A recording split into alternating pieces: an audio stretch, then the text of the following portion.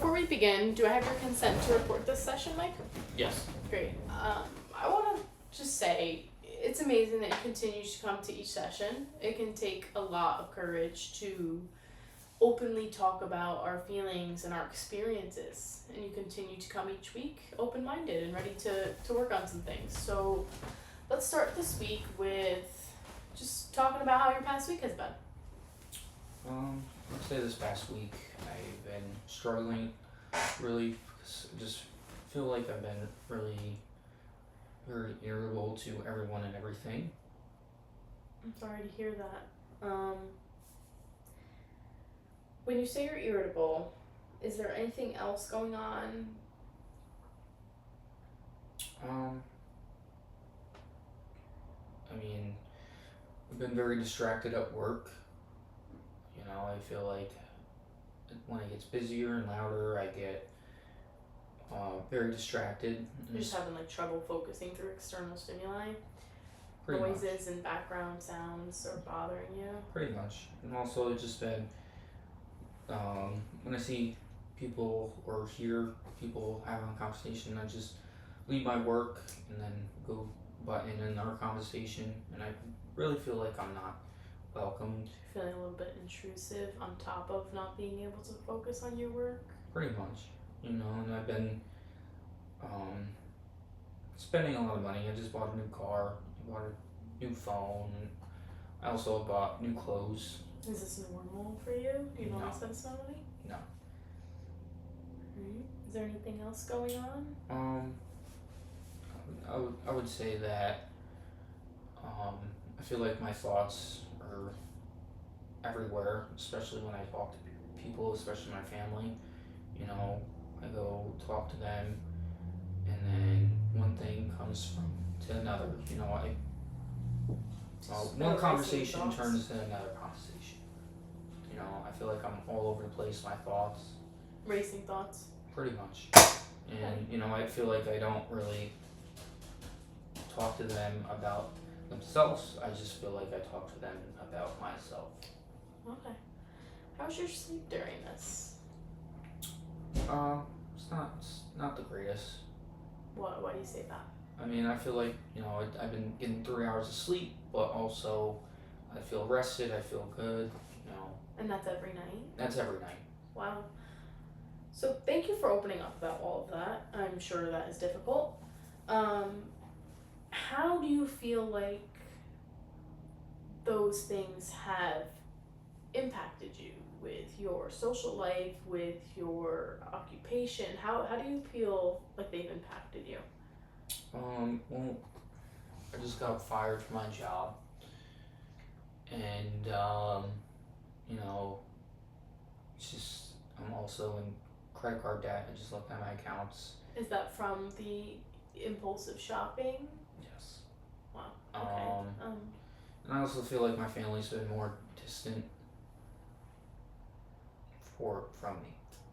As a result of kind of being less focused and less easy to speak with, because you said you were feeling Pretty like much. you were just jumping over and overbearing in the conversations. Yes. And how does this make you feel, being that you're now having this financial strain with a job loss and your family's not really feeling that happy with you? How does this all make you feel? I feel very frustrated. You know, I just feel like no one really, you know, knows how I feel. And also I feel like, you know, I'm pushing everyone away, basically. And you're just having that constant feeling of irritation. Yes. Towards everybody, and it can be hard. The thing about it is that it can be hard for other people to understand situations that they have not gone through themselves. I do have one more question regarding this. The last session we spoke about, you had experienced a major depressive episode. We had discussed that over a 2-week span, you had depressed mood, you were feeling worthless, you had a lot of fatigue, you were seeing decreased interest in football, which is normally your go-to hobby. You were also having some issues at work. You couldn't focus on your tasks, which led to you getting informal letters given to you. So we established that, and we also established that at that time you had not used any substances. Now, is this still true?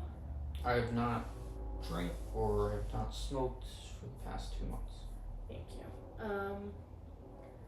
I appreciate you communicating all of this information to me. Being that you experienced those symptoms over that 1 week span, what's going on is that you're having a manic episode, and this is in relation to bipolar 1 disorder. For more context, bipolar 1 disorder is characterized by recurring mood episodes, such as the manic or depressive episodes that you've been experiencing. It requires that at least one manic episode occur, which has occurred in the previous week-long period that we just discussed.